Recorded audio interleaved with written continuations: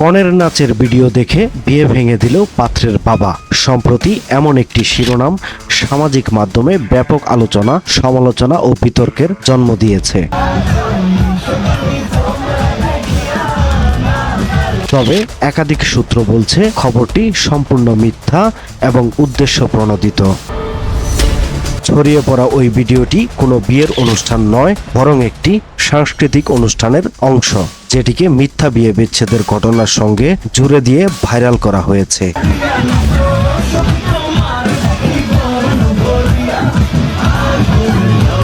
সম্প্রতি একটি ভুয়া ফেসবুক পেজ থেকে দাবি করা হয়, ধামরাইয়ের এক কলেজ ছাত্রীর অশ্লীল নাচের ভিডিও ভাইরাল হওয়ার পর পাত্রপক্ষ বিয়ে বাতিল করে।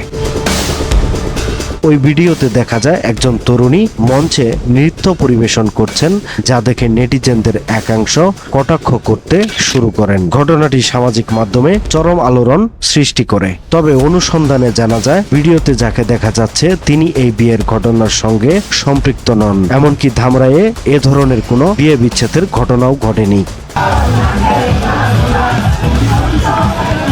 এদিকে ভুয়া তথ্য ছড়ানোর জন্য ওই ফেসবুক পেজটি পরবর্তীতে স্বীকার করে যে ভাইরাল হওয়া ভিডিওটি এবং তরুণীর সঙ্গে বিয়ে বিচ্ছেদের কোনো সম্পর্ক নেই।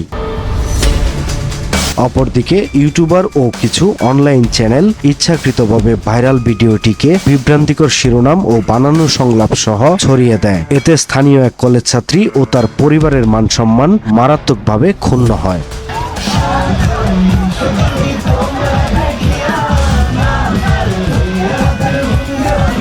আইনজীবীরা বলছেন, এ ধরনের গুজব ছড়ানো, কারো সম্মানহানিকর ভিডিও ছড়ানো এবং ভুল তথ্য প্রকাশ ডিজিটাল নিরাপত্তা আইনের আওতায় গুরুতর অপরাধ। ভুক্তভোগী পরিবার চাইলে মানহানি ও সাইবার অপরাধে মামলা করতে পারেন। এ নিয়ে বিশেষজ্ঞরা মনে করছেন, সামাজিক মাধ্যমে দায়িত্বহীন কন্টেন্ট ছড়ানো রোধে কড়া নজরদারি ও আইনি ব্যবস্থা নেওয়া সময়ের দাবি।